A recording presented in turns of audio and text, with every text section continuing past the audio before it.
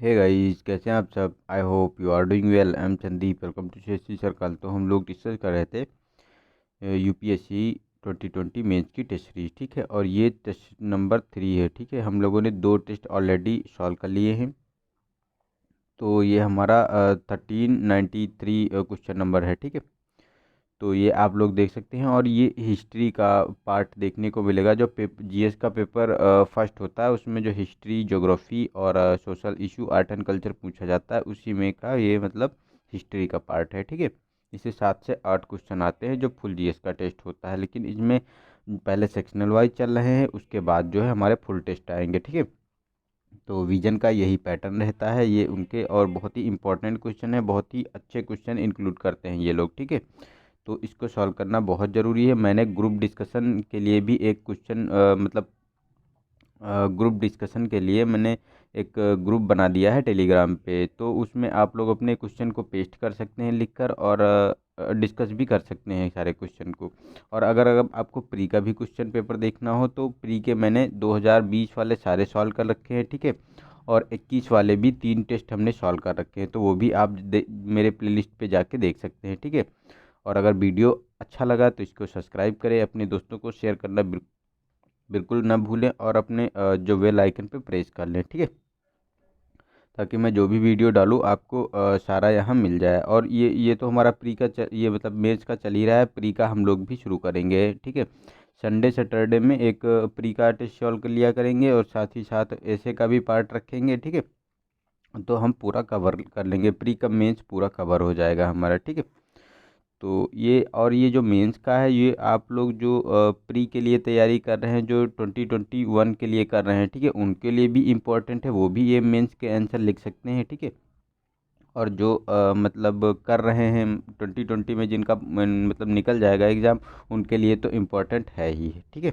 तो दोनों लोगों को अपना इसको देखना है और अच्छे से मतलब डिस्कस करना है चीज़ों को, ठीक है। तो क्वेश्चन नंबर 1 पे चलते हैं। तो इसमें कहा गया है कि मध्यकालीन भक्ति आंदोलन की प्रमुख विशेषताओं को सूचीबद्ध करते हुए भारत में क्षेत्रीय भाषाओं के विकास में इनकी भूमिका पर टिप्पणी लिखिए। तो हमको ये भक्ति आंदोलन क्या था, ठीक है, पहले तो इसको हमको बताना पड़ेगा। तो इसका हमको ब्रीफ में डिस्कस कर लेना है, ठीक है। फिर उसकी जो विशेषताएं हैं, ठीक है, प्रमुख विशेषताएं हैं, उसके बारे में हमको सूचीबद्ध करना है, ठीक है, उनका उल्लेख करना है। फिर भाषाओं के जो क्षेत्रीय भाषाओं के विकास, क्षेत्रीय भाषाओं के विकास में इनकी भूमिका क्या है, उस पर थोड़ी सी मतलब हमको चर्चा करनी है थोड़ी सी, ठीक है। और उसके बाद हमको थोड़ा सा कंक्लूजन लिख देना है इन सबको मिला के, तो हमारा जो है कंप्लीट आंसर हो जाएगा, ठीक है। तो इस प्रकार अगर हम बात करें तो भक्ति आंदोलन की, तो भक्ति आंदोलन का विकास 7वीं से 12वीं शताब्दी के मध्य तमिलनाडु में हुआ था। क्रमशः इसका विस्तार उत्तर भारत में हुआ, मतलब तमिलनाडु और उत्तर भारत में हुआ है। क्रमशः देखा जाता है कि ये इसका विस्तार जो है आपको देखने को मिलेगा उत्तर भारत में हुआ। भक्ति आंदोलन मनुष्य और ईश्वर के आध्यात्मिक मिलन पर बल देता है, ठीक है। मतलब मनुष्य और आध्यात्मिक, मनुष्य के और ईश्वर के जो आध्यात्मिक मिलन पर बल देता है। और भक्ति के उपदेशों को भजनों और कथाओं के माध्यम से प्रचारित करने का कार्य पारंपरिक रूप से तमिल भक्ति संप्रदाय के अलवर और नयनार संतों तथा उत्तर भारत में 2 भक्ति धाराओं, यानी निर्गुण भक्ति धारा और सगुण भक्ति धारा द्वारा किया जाता है, ठीक है। तो मतलब तमिल में अगर बात करें, यानी जो साउथ में, तो यह अलवर और नैनार हुआ करते थे। अलवर कौन होते थे, जो मतलब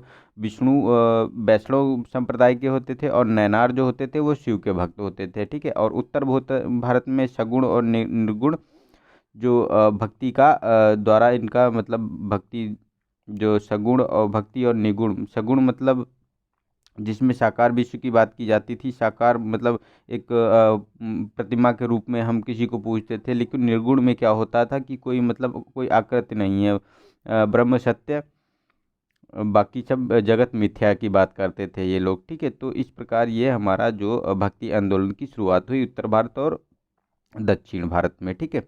और अब देख लेते हैं कि ये मतलब ये भक्ति आंदोलन की प्रमुख विशेषताओं निम्नलिखित में कौन कौन सी सम्मिलित है। तो एक तो दर्शन था, ठीक है। दूसरा था हमारा प्रचार का माध्यम और गुरु की महिमा। और गुरु की महिमा के साथ साथ इसमें था कि भक्तकालीन संतों की विविध पृष्ठभूमि इसमें देखने को मिलती थी। महिलाओं की भागीदारी बहुत थी, समानता पर बल दिया जाता था, ठीक है।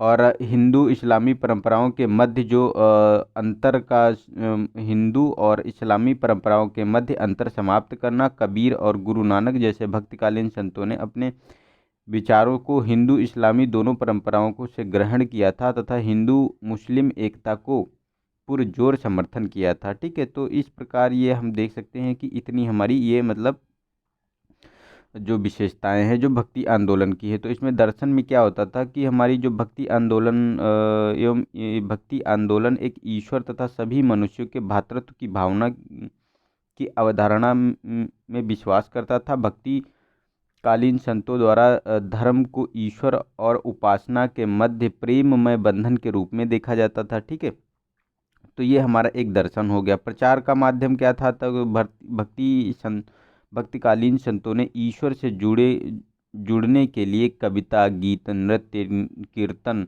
जैसे विभिन्न माध्यमों को अपनाया। उन्होंने ईश्वर के प्रति एकांगी उत्कट भक्ति पर बल दिया तथा साथ ही सर्वोच्च सत्ता में विश्वास किया था। ठीक है, और गुरु की महिमा मतलब गुरु की भूमिका इसमें महत्वपूर्ण थी। उनका मानना था कि भक्ति संतों ने भक्त के ईश्वर के साथ मिलने के लिए उनका मार्गदर्शन करने के लिए गुरु की आवश्यकता का समर्थन किया जाता है कि गुरु के बिना आप जो है ईश्वर की प्राप्ति नहीं कर पाए, मोक्ष की प्राप्ति तक नहीं पहुंच पाएंगे। ईश्वर एक मार्गदर्शक के रूप में इन्होंने इंगित किया है। ठीक है, नेक्स्ट है कि भक्तिकालीन संतों की विविध पृष्ठभूमि क्या थी। तो इसमें देखो इनकी सामाजिक पृष्ठभूमि अत्यधिक विविधतापूर्ण थी, जिनमें ब्राह्मण, निम्न जातीय और कारीगर, बुनकर आदि सम्मिलित थे। अधिकांश भक्ति संत निम्न जातियों से संबंधित थे क्योंकि उनको जो है ऊपर जो ये हमारे पुराण होते थे, उपनिषद होते थे, इनको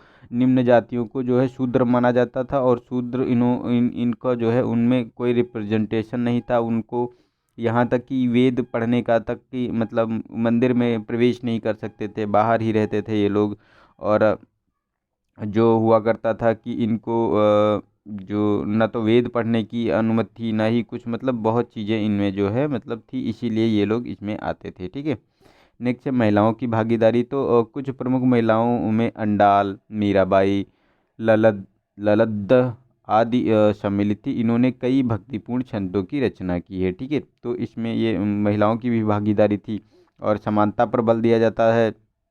जैसे जाति, पंथ, धर्म के आधार पर भेदभाव नहीं किया जाता था। साथ ही भक्ति आंदोलनों द्वारा समाज की रूढ़िवादी व्यवस्था की आलोचना की गई और सामाजिक मुद्दों जैसे कि सती प्रथा, कन्या भ्रूण हत्या आदि का विरोध किया गया। इसके अतिरिक्त अनेक भक्ति संतों द्वारा संस्थागत धर्मों और धार्मिक रीति रिवाजों का भी विरोध किया गया। तो ये मतलब जो पुरुष प्रधान समाज था, जो मतलब महिलाओं की स्थिति खराब थी, उन पर भी ये मतलब समानता की बात करते थे। ठीक है, और सब चीज़ों के लिए ये मतलब लोगों को जागरूक बनाते थे। ठीक है, तो इस प्रकार जो आप लोगों ने देखा तो ये हमारी विशेषताएं हुआ करती थी जो भक्ति आंदोलन की थी। अब भक्ति आंदोलन और क्षेत्रीय भाषाएं देख लेते हैं कौन कौन सी है। तो भारत भक्ति आंदोलन ने देश की विभिन्न भागों में स्थानीय भाषा और स्थानीय साहित्य के विकास को बढ़ावा दिया है। भक्ति आंदोलन भक्ति भक्तिकालीन संतों ने अपनी संबंधित स्थानीय भाषा में प्रचार किया और जनता के उसके साथ जुड़ाव हुआ। उन्होंने अपनी स्थानीय भाषाओं में साहित्य रचना की, जैसे कबीर ने हिंदी में, गुरु नानक देव ने गुरुमुखी में और नरसिंह मेहता ने गुजराती में। तो इस प्रकार आप देख सकते हैं कि ये लोग अब मतलब जब क्षेत्रीय भाषाओं में कोई रचना लिखी जाती है तो क्षेत्र के लोग पढ़ते हैं, उसी की भाषा में अगर उन्हीं के भाषाओं में अगर हम प्रचार प्रसार किसी चीज़ का करते हैं तो वो लोग हमसे जुड़ते हैं, जुड़ाव महसूस करते हैं कि ये हमारे लिए ही है। ठीक है, नेक्स्ट है अलवर संतों ने तमिल भाषा में दिव्य प्रबंध नामक श्लोक संग्रह की रचना की, जिसे 5वें वेद के रूप में जाना जाता है। भक्तिकालीन संतों द्वारा अनेक संस्कृत कृतियों का क्षेत्रीय भाषाओं में अनुवाद किया गया। इसके अतिरिक्त पूर्व में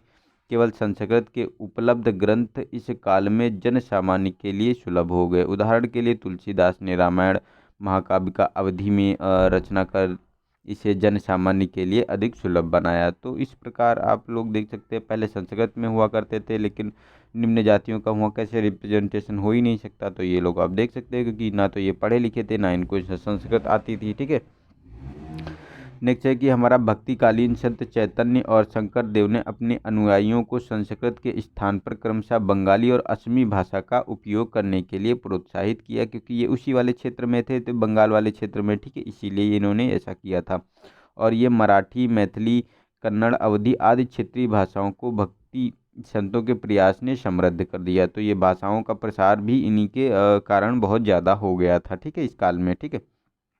तो इस प्रकार हम देख सकते हैं कि भक्ति आंदोलन पूर्ववर्ती भक्ति साहित्य जो अधिकांशतः संस्कृत में रचित था, से एक विच्छेद को प्रदर्शित करता है, तथा क्षेत्रीय भाषाओं के भक्ति साहित्य ने भक्ति आंदोलन और जन सामान्य में आध्यात्मिकता को लोकप्रिय बनाने में महत्वपूर्ण भूमिका निभाई है। तो ये हम कह सकते हैं। तो ये हमारा अच्छा सा छोटा सा एक डिस्कशन हो गया, ठीक है।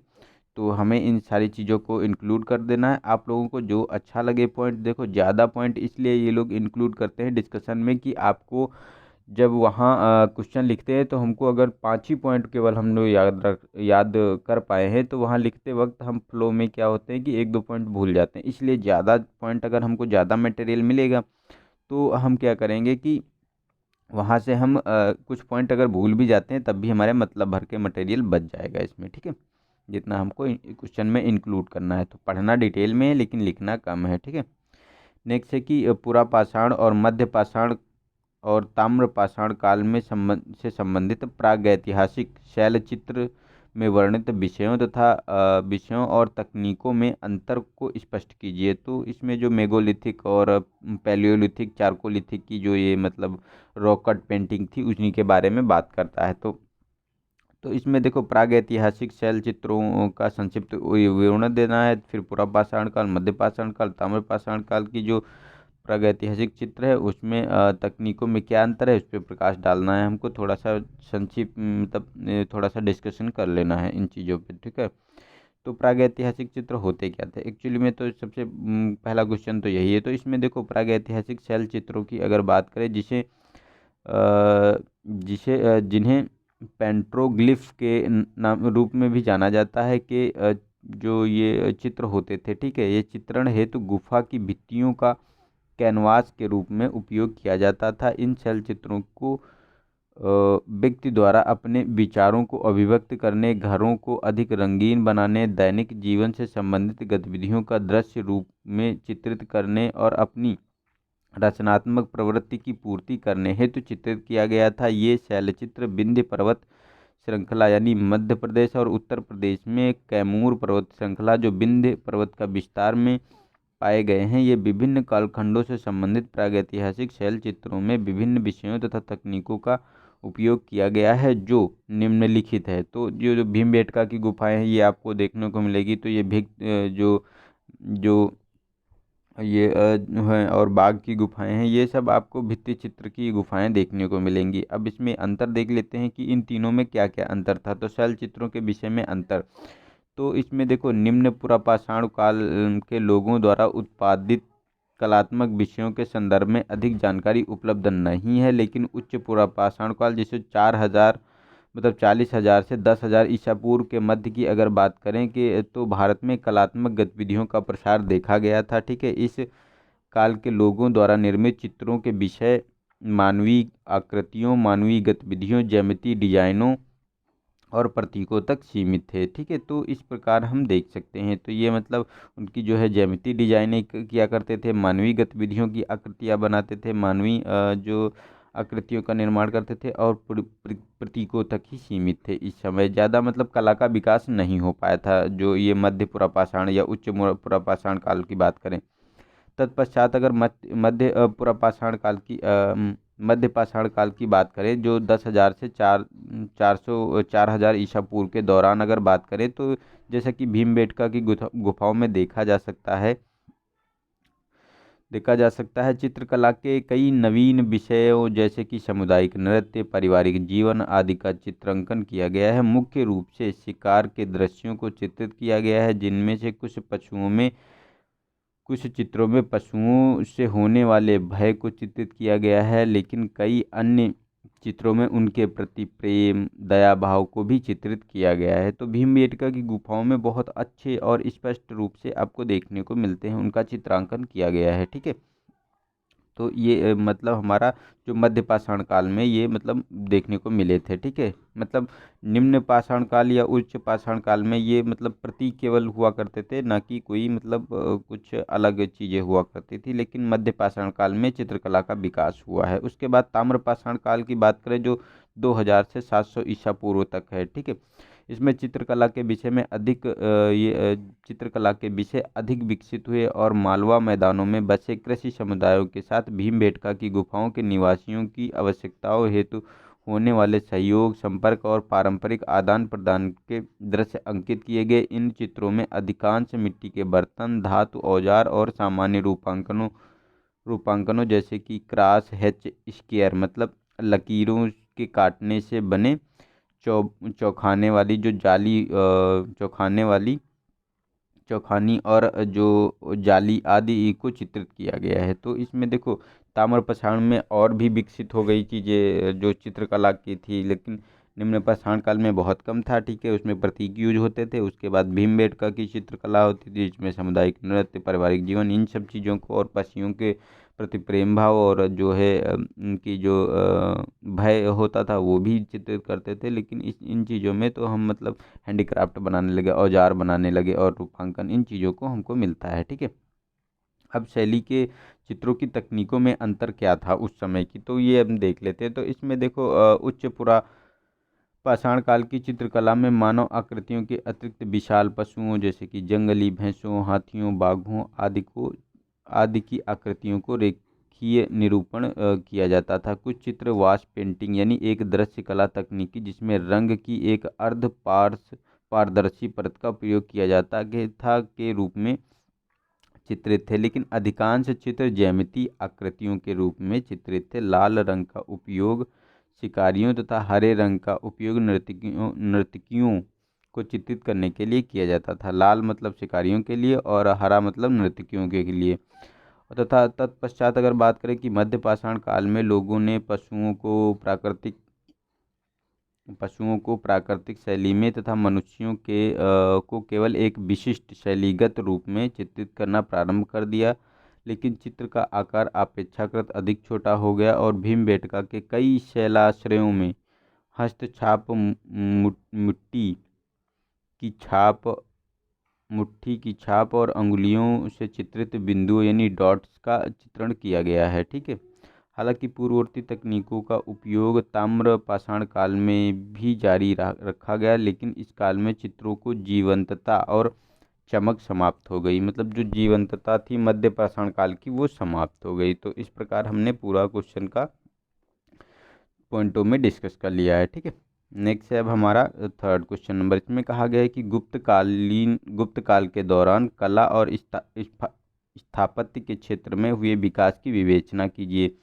मतलब discuss the developments in the field of art and architecture during the Gupta period. ठीक है, तो इसमें गुप्ता पीरियड का संक्षिप्त थोड़ा सा परिचय देना ही पड़ेगा क्योंकि ये गुप्ता पीरियड की बात कर रहे हैं। उसके बाद जो कला और स्थापत्य थी उसके समय कौन कौन से मंदिर की स्थापना हुई, मूर्ति कला मुद्रा शास्त्र और साहित्य थे, इन सब चीज़ों का हमको थोड़ा थोड़ा जो है क्या मतलब इन्होंने क्या डेवलप किया इन चीज़ों के बारे में हमको लिखना है। ठीक है, थोड़ा थोड़ा लिख देना है तो हमको डिस्कस कर लेना है मतलब छोटे पॉइंट में। तो हम देखो 4वीं से 6वीं शताब्दी ईसा पूर्व तक उत्तर मध्य और दक्षिण भारत के कुछ भागों तक गुप्त साम्राज्य का विस्तार था। इस काल में आरंभिक शैली का चरमोत्कर्ष तथा कला स्थापत्य मूर्ति कला आदि के क्षेत्र में नवीन शैली एवं तकनीकी का विकास हुआ था। ठीक है, मतलब नवीन शैली और तकनीकी का विकास हुआ था। ये जो कला स्थापत्य और मतलब मूर्ति कला ये एक मतलब इनका पीक पॉइंट था इस समय का। ठीक है,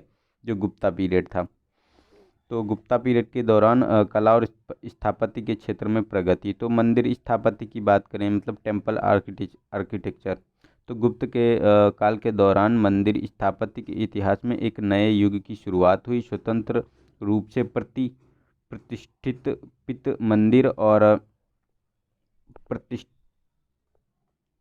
प्रति स्थापित मंदिर और मंदिर स्थापत्य की प्रमुख विशेषताएं थी। पहली बार लकड़ी, बांस आदि नष्ट प्राय सामग्री के स्थान पर ईंट और पत्थर जैसी टिकाऊ सामग्री का उपयोग किया गया। मूर्ति पूजा की सुविधा के लिए गुफा मंदिरों के बजाय संरचनात्मक मंदिरों का निर्माण किया गया। तो ये मतलब इन्होंने एक मतलब नई शैली का विकास किया इन्होंने, ठीक है। और मंदिरों का स्थापत्य जो मंदिर स्थापत्य का विकास समतल छत से लेकर पंचायतन शैली के मंदिरों में प्रदक्षिणा पथ के निर्माण आदि के रूप में भिन्न भिन्न चरणों में हुआ है। इनकी एक अन्य प्रमुख विशेषता मंदिरों की इमारतों पर लेखों यानी श्लोक, सूत्र आदि को उत्कीर्ण करना भी थी। और देवगढ़ के दशावतार मंदिर में स्थित प्रस्तर दीवारों पर उत्कृष्ट नक्काशी और पैनल का कार्य किया गया है को गुप्तकालीन स्थापत्य का अवशेष माना जाता है। मंदिर का शिखर या शीर्ष इन संरचनाओं का मुख्य आकर्षण बिंदु होता था, ठीक है। तो मुख्य आकर्षण कौन होता था? जो मतलब उसका एक जो शीर्ष होता था, ठीक है। तो देवगढ़ का दशावतार मंदिर में ये आप देख सकते हैं। तो इस प्रकार इन्होंने मंदिर स्थापत्य कला का मतलब विकास किया। उसके बाद गुफा और चित्रकला स्थापत्य की बात करते हैं तो मतलब केव आर्किटेक्चर एंड पेंटिंग की बात की जाए तो इसमें देखो अजांता की गुफाओं में चट्टानों को काटकर निर्मित रॉक जो मतलब रॉक कट कौन होते हैं? जो चट्टानों को काट कर बनाए जाते हैं उन्हें रॉक कट कहा जाता है। रॉक कट बौद्ध विहार यानी मठ जो प्रसिद्ध हैं, जो अजंता के जो बौद्ध विहार मठ प्रसिद्ध हैं उन्हीं के बारे में बात की जा रही। इनके भीतरी भाग में भित्ति चित्रों से चित्रित जिनकी विशेषताएं उत्कृष्ट वक्रीय रेखाओं के माध्यम से उत्कीर्ण भव्य आकृतियां हैं, ठीक है। और गुप्त चित्रकला की कलात्मक उत्कृष्ट कला मतलब गुप्त काल की चित्रकला कलात्मक उत्कृष्टता का प्रमाण है जो धर्मनिरपेक्ष विशेषताओं को प्रदर्शित कर देती हैं। अजांता और बादामी और बाघ गुफाओं के गुफा चित्र इसके उत्कृष्ट उदाहरण हैं। इस चित्रकला के दो सर्वाधिक प्रचलित विषय जातक कथाएं और गौतम बुद्ध का जीवन वृत्तांत इस संबंधित हैं, ठीक है। और इस युग के दौरान निर्मित उत्कृष्ट चित्रकलाओं में से एक बोधिसत्व पद्मपाण गुफा चित्र को भी माना जाता है, ठीक है। तो इस प्रकार इन्होंने मतलब ये वहाँ देखने को मिलते हैं जो अजांता में है वो इन्हीं के काल में बनवाए गए थे। और अजांता कला की एक उत्कृष्ट विशेषता यह है कि विभिन्न प्रकार की अभिव्यक्तियों में स्थापत्य मूर्ति कला और चित्रकला को संयोजित करती हैं, ठीक है।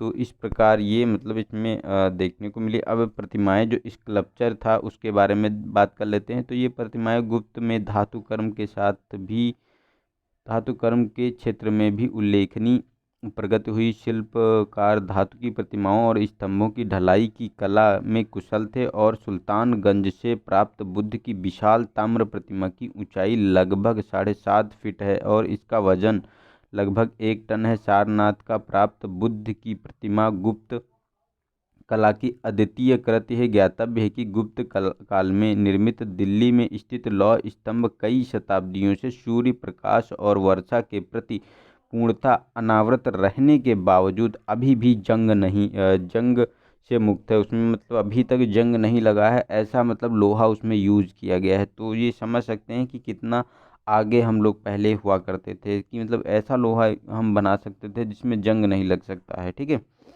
तो ये भी आप लोगों को देखने को मिला। अब मुद्रा शास्त्र कला की बात करें तो जो नमिस्मेटिक्स आर्ट होता है तो इसमें गुप्तकालीन टंकड़ यानी सिक्का ढलाई भी उल्लेखनीय था। समुद्रगुप्त ने 8 प्रकार के स्वर्ण सिक्के जारी किए थे और इस पर उत्कीर्ण चित्रगुप्त मुद्रा शास्त्र कला के कौशल और उत्कृष्ट के दृष्टांत थे। और चंद्रगुप्त द्वितीय और उसके उत्तराधिकारियों ने भी विभिन्न प्रकार के स्वर्ण और चांदी ताम्र के सिक्के जारी किए थे, ठीक है।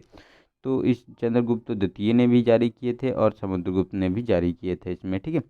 साहित्य कला की अगर बात हम करें तो संस्कृत में सर्वश्रेष्ठ साहित्य का संबंध गुप्त काल से है। और इस अवधि के दौरान गुप्त शासकों ने एक महान विद्वान जैसे कि हरिशेन, कालिदास, विशाखदत्त, शूद्रक आदि को संरक्षण प्रदान किया था। और विष्णु शर्मा द्वारा रचित पंचतंत्र की कहानी तथा अपने वर्तमान रूप में विद्यमान पुराणों की रचना भी इसी काल में हुई थी। ठीक है, तो इसमें पुराणों की रचना भी हुई थी। हरिशचंद्र, कालिदास, विशाखदत्त, शूद्रक, ये देखो महान जो कवि थे, इन्हीं के काल में आपको देखने को मिलते हैं। इस प्रकार हम कह सकते हैं कि गुप्त काल में गुप्त शासकों की संपन्नता के कारण कला और साहित्य के क्षेत्र में उल्लेखनीय प्रगति की गई, और जिसके कारण भारत में सांस्कृतिक पुनरुत्थान हुआ। अतः इस काल को स्वर्ण युग कहा जाता है। इसीलिए इस काल को जो है गुप्त काल को स्वर्ण युग कहा जाता है। ठीक है, तो इस प्रकार हमने गुप्ता पीरियड के बारे में सारा कुछ डिस्कस कर लिया है। ठीक है, अब हमारा क्वेश्चन नंबर 4 है। इसमें कहा गया है कि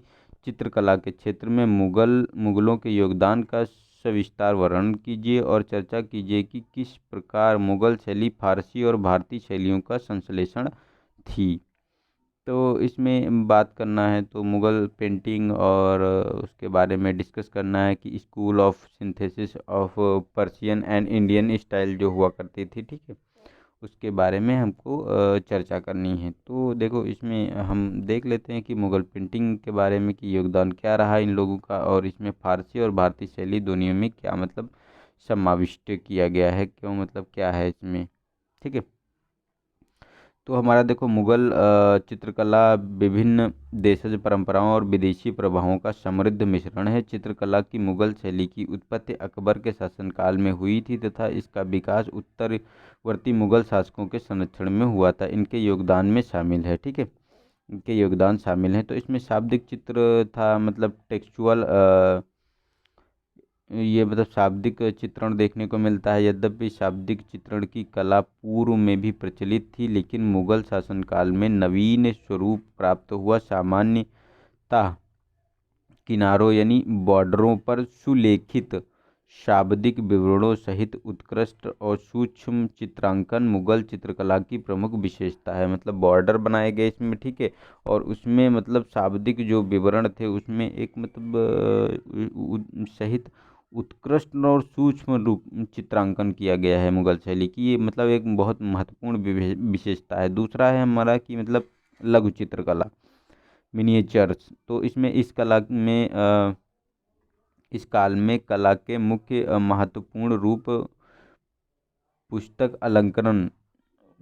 अलंकरण या व्यक्तिगत लघु चित्रों ने भित्ति चित्रकला को प्रतिस्थापित कर दिया। तो मतलब इसमें लघु चित्र बनाए जाते थे। और विषय वस्तु की बात करें तो चित्रकला प्रायः युद्धों, पौराणिक कथाओं, शिकारों के दृश्य, वन्य जीव, शाही जीवन शैली आदि विषयों से संबंधित है। चित्रकला मुगल बादशाहों के कथा वृत्तांत का वर्णन करने में एक माध्यम भी थी। ठीक है, नेक्स्ट है हमारा सौंदर्य बोध। तो इसमें एस्थेटिसिज्म जो था वो देखने को मिलता था कि मुगल में सामाजिक राजनीतिक मुद्दों की तुलना में सौंदर्यात्मक मूल्यों पर अधिक बल दिया गया था।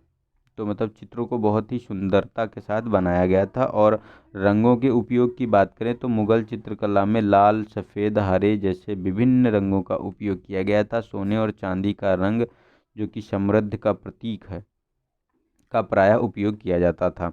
दरबारी कला की बात करें तो चूंकि शासकों द्वारा अपने राज दरबार में चित्रकारों को संरक्षण प्रदान किया गया था, इसलिए मुगल हुआ करते थे, मुगल चित्रकला एक दरबारी कला बनी रही।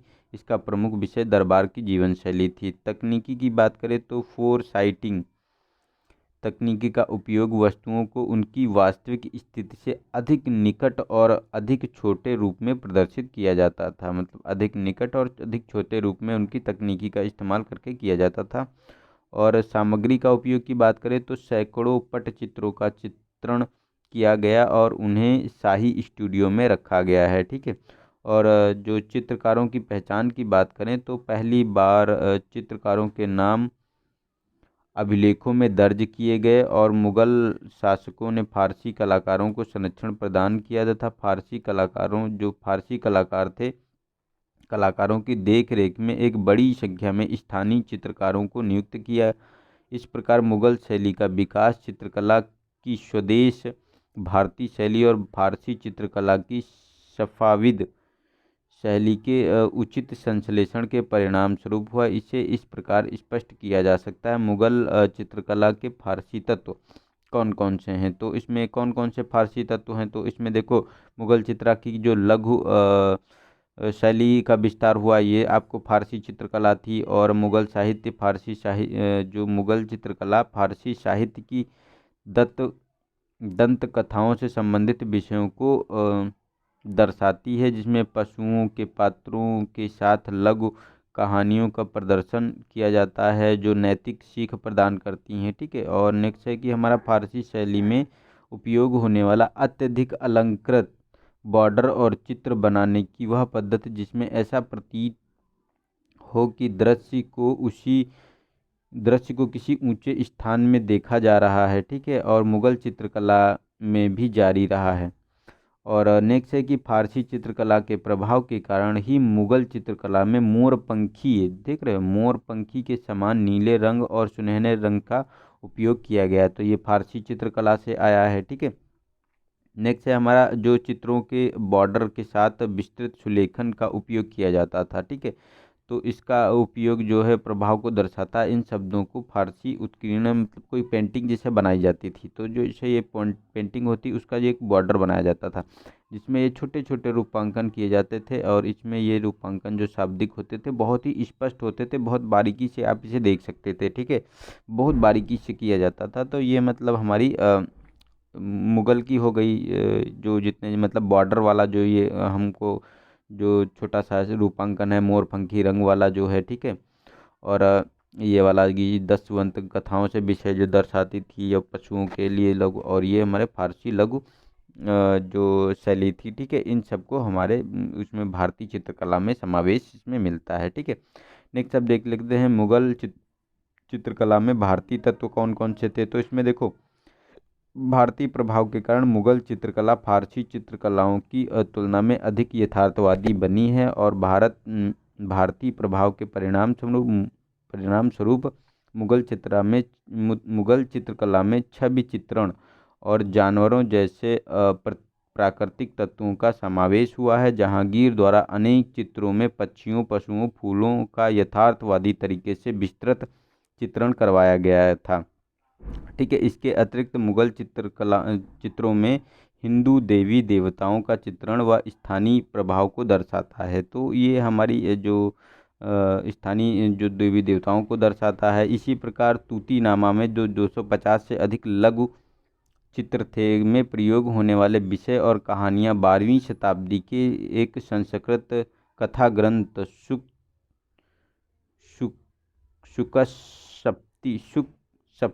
सप्तति से ग्रहण किया गया। सॉरी गाइज, थोड़ा सा प्रोनाउंसिएशन में थोड़ी सी प्रॉब्लम होती है, आप लोग देख लेना इसको। ठीक है।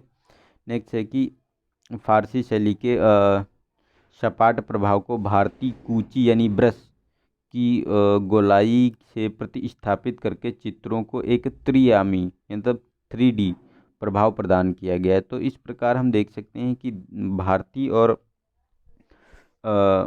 जो हमारी फारसी शैली है इस दोनों में हमारे जो है समावेश मिलते हैं। ठीक है।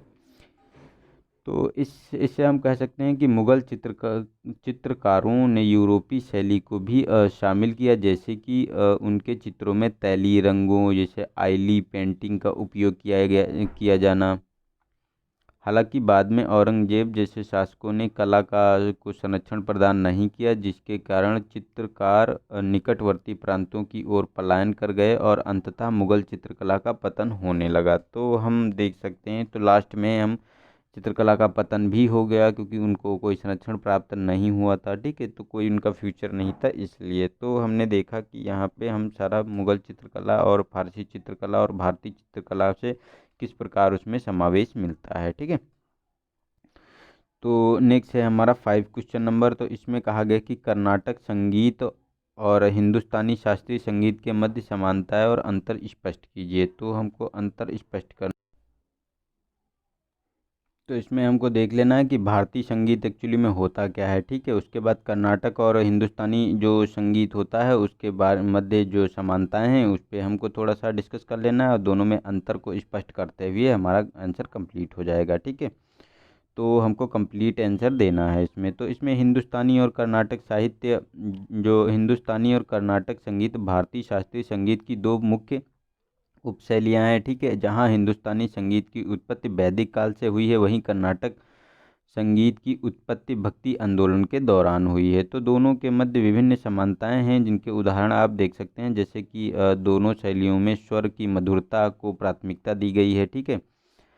तो मतलब अर्थात जो अधिरोपित जो होने के बजाय संगीत में सुर क्रमिक रूप से लय और तालबद्ध का अनुसरण करते हैं, ठीक है। तो इसमें दोनों में जो है प्राथमिकता दी गई है मधुरता में, सुरों में।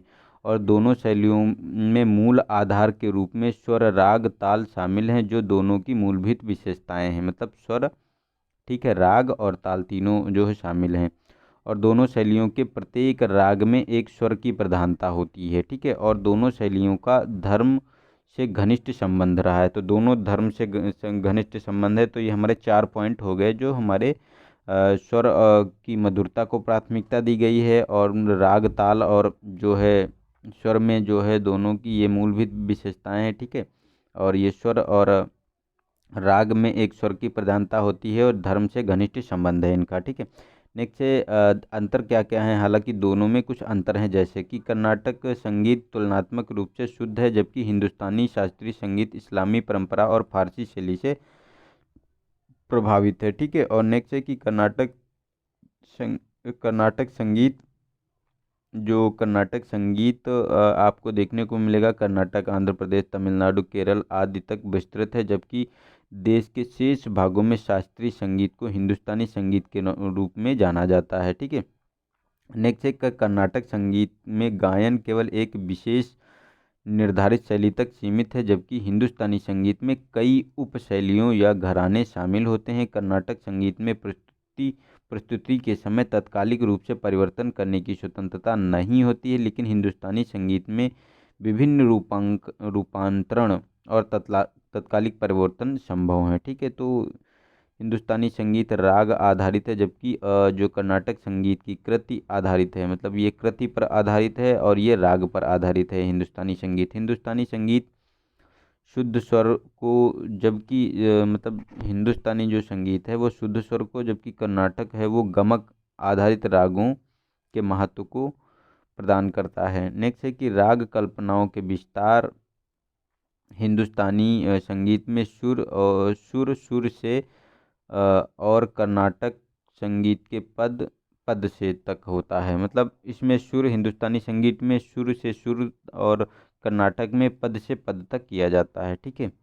नेक्स्ट है कि उप जो होता है उप परिपक्व की, अगर उप पक्ववाद्य की अगर अवधारणा की बात करें, तो ये अवधारणा हिंदुस्तानी संगीत में शामिल नहीं है, ये उप पक्ववाद्य, ठीक है। लेकिन जो संगीत हिंदुस्तानी संगीत में सारंगी एक प्रमुख सहायक वाद्य है, जबकि कर्नाटक संगीत में वायलिन काफ़ी महत्व है वायलिन का, ठीक है। और हिंदुस्तानी जो संगीत आपको देखने को मिलेगा, ये आपको हिंदुस्तानी संगीत में गायन को अधिक महत्व दिया जाता है, जबकि कर्नाटक में गायन और वाद्य संगीत को समान महत्व दिया जाता है। इस प्रकार अगर दोनों ही संगीत शैलियों से हम महान संगीत हस्तियों, जैसे कि हिंदुस्तानी संगीत में तानसेन, अमीर खुसरो, और कर्नाटक संगीत में त्यागराज, श्यामा शास्त्री आदि का संबंध रहा है। इस प्रकार इन दोनों शैलियों ने भारतीय शास्त्रीय संगीत के संवर्धन में अति महत्वपूर्ण योगदान दिया है, ठीक है।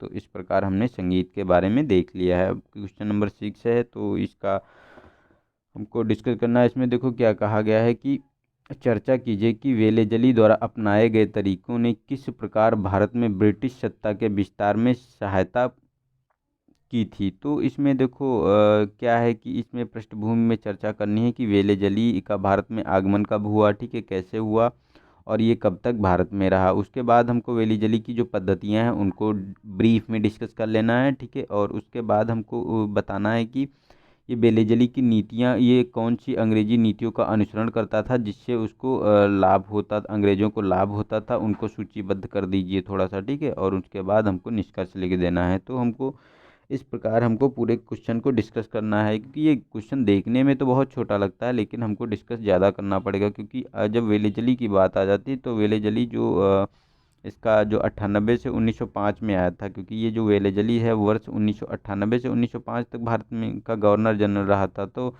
वह जब भारत जब वह भारत आया तब अंग्रेजों ने प्रमुख भारतीय शक्तियों के साथ संघर्ष को टालते हुए नए क्षेत्र और विपुल संसाधन प्राप्त कर लिए थे, तथा समय के साथ साथ उन्हें सुदृढ़ भी कर लिया था। शक्तिशाली मराठा और मैसूर राज्य की शक्ति में तीव्र ह्रास देखने को मिला, और वेलेजली ने अधिक से अधिक राज्यों को ब्रिटिश नियंत्रण के तहत लाने का निर्णय लिया, और इस हेतु उसने सहायक संधि और पहले से अधीनस्थ शासकों के साथ क्षेत्रों को अधिग्रहण और प्रत्यक्ष युद्धों जैसी विस्तारवादी नीतियों का अनुसरण किया था। मतलब इसने क्या किया था, सहायक संधि और पहले से अधीनस्थ शासकों के जो थे उनको अधिग्रहण और युद्ध विस्तारवादी नीतियों का अनुसरण किया उसने। ठीक है, तो इस प्रकार ये सहायक संधि क्या थी। तो सहायक संधि प्रणाली की बात करें तो वेलिजली ने ईस्ट इंडिया कंपनी के को सर्वोच्च सत्ता के रूप में बनाए रखने हेतु पहले से चले आ रहे तरीकों का प्रयोग किया, जिसके तहत भारतीय शासकों द्वारा भुगतान किए जाने पर उन्हें ब्रिटिश सेना द्वारा संरक्षण प्रदान किया जाता था, और सहायक राज्य निम्न प्रावधान या शर्तों को मानने के बाध्य थे। मतलब एक जैसे ये स्टेट है, ठीक है, स्टेट में क्या करते थे कि ये वेलेजली ने ऐसी सहायक संधि नीति अपनाई कि आप मुझसे सहायक संधि पर हस्ताक्षर कर लीजिए, और उसके लिए आपको क्या करना होगा कि आपके राज्य की जो है आपको राज्य की हम सुरक्षा करेंगे, वहाँ सैनिक तैनात करेंगे अपने आधुनिक हथियारों से लैस, उसके लिए उनका पेमेंट आप लोगों को करना होगा। ठीक है, और आप हमारे खिलाफ कभी नहीं लड़ेंगे, और जो उसका पेमेंट करना होगा, और अपना आप इंजॉय कर सकते हैं अपना। ठीक है, लेकिन तब उसमें ये मतलब सहायक संधि आई थी, तो कुछ राजाओं को पसंद भी आया कि भाई हमको किसी से लड़ना नहीं पड़ेगा, हम अच्छे से अपने रहेंगे, हमारी जनता परेशान नहीं होगी। तो थोड़ा बहुत अगर हम रेवेन्यू दे भी रहे हैं तो अपने सैनिक वैसे भी रखते हैं, तो अपने कम कर देंगे, उधर दे देंगे, तो इस संबंध में था। लेकिन जब इसमें ये देखने को मिला कि राज्यों को अपने क्षेत्र के भीतर एक ब्रिटिश सेना रखनी होगी, और रखरखाव के लिए वार्षिक सहायता के रूप में भुगतान करना होगा। तो देखो यही पॉइंट है, और राज्यों के को अपने दरबार और एक मतलब राज्यों को अपने दरबार में एक ब्रिटिश रेजिडेंट को नियुक्त करना होगा, और ब्रिटिश स्वीकृति के बिना किसी भी यूरोपीय को रोजगार की अनुमति नहीं देनी होती थी, और गवर्नर जनरल से सलाह किए बिना किसी भी भारतीय शासक के साथ संधि नहीं करनी होती थी। तो ये सारे मतलब ये मापदंड रख दिए गए। इसके बदले में ब्रिटिश सरकार द्वारा सहायक राज्य या शासक को आंतरिक और बाह्य दोनों तरह के शत्रुओं से सुरक्षा प्रदान करनी थी, और संबद्ध राज्य के आंतरिक मामलों में हस्तक्षेप नहीं करना था। यह एक ऐसा आश्वासन था जिसे शायद ही कभी पूरा किया गया हो। ऐसा वो लोग कि गैस हंसी आ गई, क्योंकि गैस ये सरकार जो थे ना, मतलब ये ब्रिटिश गवर्नर थे, ये बातें तो बहुत बड़ी बड़ी करते थे, लेकिन जो अगर इंडियन कोई रूल तोड़ते हैं तो उनके खिलाफ बहुत सख्त कार्रवाई होती थी। लेकिन ये लोग जब कुछ करते थे तो ऐसा मतलब, सॉरी ये क्या हो गया, मतलब ऐसा जो कोई काम करते थे तो इनके खिलाफ कोई प्रोविज़न नहीं था। ठीक है, तो ये लोग जो है बाज नहीं आते थे। तो आप ये मतलब ये वाला कभी पूरा नहीं किया गया, इसीलिए ये लिखा हुआ है। ठीक है, अंग्रेजों को क्या लाभ था इससे, तो कौन कौन से लाभ थे इसमें। तो अंग्रेजों को लाभ इसमें देख लेते हैं। तो भारतीय राज्यों के खर्च पर एक बड़ी सेना को बनाए रखना, स्वयं के प्रदेश से दूर जाकर युद्ध कर पाना, और संबद्ध राज्य के रक्षा और बाहरी मामलों को नियंत्रित करना, शासकों का जो तख्ता पलट देना, मतलब एक जो राजा है उसको पलट के दूसरे राजा को बना देना। ठीक है, ये सब रातों रात काम कर जाते थे। तो ये तैनात बलों के माध्यम से उन पर आधिपत्य स्थापित कर लेना। ठीक है, तो इस प्रकार ये इनके लाभ हुआ करते थे, जो ये मतलब इनका बहुत ज़्यादा फायदा होता था। और क्षेत्रों का अधिग्रहण जो होता है, तो अधिक यदि कोई भारतीय शासक सहायक संधि के पहले के तहत आवश्यक भुगतान करने में विफल रहता है, तो उसके क्षेत्र का एक हिस्सा दंड के रूप में लिया जाता था। इसके प्रभावी रूप से भारतीय शासकों की संप्रभुता को छीन लिया जाता था, उन्हें अंग्रेजों के अधीन कर दिया गया। और सहायक संधि के तहत ईस्ट इंडिया कंपनी ने हैदराबाद, अवध, कर्नाटक, तंजौर, सूरत आदि क्षेत्रों को आधिपत्य स्थापित कर लिया, क्योंकि वो अब कैप्चर कर लिए थे अपने साथ। ठीक है, उस क्षेत्र का अधिग्रहण कर लिया था। तो इस प्रकार ये मतलब इनकी ये नीतियाँ थी। जो वेलेजली था ये बहुत ही मतलब क्रूर और ये शासक था, ठीक है। और जो प्रत्यक्ष युद्ध बेलोजली द्वारा कौन कौन से लड़े गए, तो बेलोजली द्वारा प्रत्यक्ष युद्ध की नीति को अपनाया गया, जैसे कि टीपू सुल्तान का चौथा आंग्ल मैसूर युद्ध, जिसमें टीपू सुल्तान की हार हुई क्योंकि वह सहायक संधि के सहमत नहीं था। टीपू सुल्तान नियंत्रित राज्य के आधे हिस्से को ब्रिटिश और हैदराबाद के निजाम के बीच विभाजित कर दिया गया। शेष राज्य मूल शासकों जो मतलब राजाओं को वापस दे दिया गया था, जिन पर नई संधियां आरोपित की गई थी। द्वितीय आंग्ल मराठा युद्ध की बात करें तो इसके दौरान वेलेजली के नेतृत्व में अंग्रेजों द्वारा सिंधिया और भोसले की संयुक्त सेना को पराजित कर दिया गया और उन पर सहायक संधियां आरोपित कर दी गई। पेशवा भी पूरी तरह से अंग्रेजों के नियंत्रण में आ गए और उत्तर भारत में अंग्रेजों ने अलीगढ़ और दिल्ली पर आधिपत्य कर लिया। तो अलीगढ़ और दिल्ली, आगरा, इन पे आधिपत्य कर लिया था अंग्रेजों ने उत्तर भारत में, ठीक है, जो मतलब मुख्य केंद्र हुआ करते थे। तो इस प्रकार वेलेजली की ये नीतियाँ थी जिसके साथ ये निकल कर आया। लेकिन वेलेजली की विस्तारवादी नीति ईस्ट इंडिया कंपनी के लिए एक महंगी साबित हुई, क्योंकि कंपनी का कर्ज कई गुना बढ़ गया, इसके लाभ में भी तेजी से गिरावट आई। इसके अतिरिक्त कंपनी में अपने आप को मजबूत बनाना और लाभ प्राप्त करना चाहती थी। परिणाम स्वरूप वेलीजली को भारत से वापस बुला लिया गया। हालांकि वेलीजली की नीतियों ने भारत में ईस्ट इंडिया कंपनी को एक सर्वोच्च सत्ता के रूप में स्थापित करने में सहायता प्रदान की, ठीक है। तो इस प्रकार ये वेलीजली की नीतियाँ थी और वेलीजली द्वारा ये अपने काम किए गए। इसने किया तो बहुत अच्छे के लिए था, लेकिन उस समय उसका तुरंत उसका फ़ायदा ना मिलकर आगे चलकर उसका फ़ायदा मिला, ठीक है। तो इस प्रकार जो है ये सब काम हुआ। तो आज के लिए इतना ही रखते हैं, 6 क्वेश्चन, और अब 14 क्वेश्चन हमारे बचे हैं। क्योंकि देखो एक वीडियो में हो नहीं पाता है, क्योंकि बहुत लंबा वीडियो हो जाएगा, लगभग 1 घंटा 20 मिनट या 1.5 घंटे का भी हो जाएगा, ठीक है। तो हम लोग क्या करेंगे कि मतलब 3 पार्टों में ही इसको डिवाइड कर लेते हैं। 6 क्वेश्चन एक में करेंगे और दो मतलब 2 पार्टों में 7-7 क्वेश्चन कर लेंगे, ठीक है। तो आज के लिए 6 क्वेश्चन, इनको आप लोग लिखिए और इसको समझिए, ठीक है। और अब डिस्कशन ज़रूर कीजिए। पीडीएफ के लिए मैंने नीचे लिंक प्रोवाइड किया है, आपको पीडीएफ भी टेलीग्राम से मिल जाएगा, डिस्कशन ग्रुप वाला भी है, और फेसबुक पे भी अगर आप उसमें जुड़ना चाहते हैं जो डिस्कशन ग्रुप है, तो उसका भी लिंक नीचे दिया गया है, ठीक है। और अपने दोस्तों को शेयर करना बिल्कुल ना भूलें, ठीक है। आप लोग कह रहे हैं कि कंटिन्यू करिए, लेकिन यार आप लोग देखते नहीं है, तो थोड़ा सा मतलब डिमोटिवेशन मिलता है मुझे। तो आप लोग देखिए तो मैं क्यों नहीं बनाऊँगा, ज़रूर बनाऊँगा। तो आप लोग कह रहे हैं तो वही होता है कि ना 2-4 लोगों का फ़ायदा, मतलब कुछ लोगों की वजह से मतलब जो पढ़ने वाले बच्चे हैं उनका भी नुकसान होगा। तो इसलिए आप लोग देखिए, देखो ऐसा मत कीजिए। मैं अगर हमारे 10 भी बच्चे पूरा पूरा वीडियो देख रहे हैं ना, तब भी मैं बनाता रहूँगा। लेकिन देखो तो यार 10 लोग, अब 10 लोग भी नहीं देखोगे तो यार कैसे चलेगा, तो हमारी मेहनत ही बेकार है। तो इसीलिए मैंने कल कहा था, और आप लोग देखिए, ठीक है। एंजॉय कीजिए, मैं आप लोगों के साथ हमेशा रहूँगा। देखो प्री का भी आप लोग 10 ही 15 बच्चे जो भी हमारे अच्छे से देखते थे, उन्हीं के लिए मैं बनाता था।